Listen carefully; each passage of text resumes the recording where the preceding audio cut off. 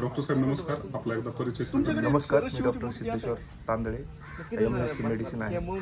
चालतंय. डॉक्टर साहेब, सध्या खूप जास्त मस्टायटिस जे आहे होण्याचं प्रमाण वाढलेलं आहे. अशा ठिकाणी आपल्या शेतकऱ्यांना, आपल्या जनावरांना मस्टायटिस होऊ नये याच्यासाठी तुम्ही काय सजेशन द्याल? मास्टायटिस मध्ये प्रामुख्याने आपण स्वच्छता राखणं गरजेचं आहे.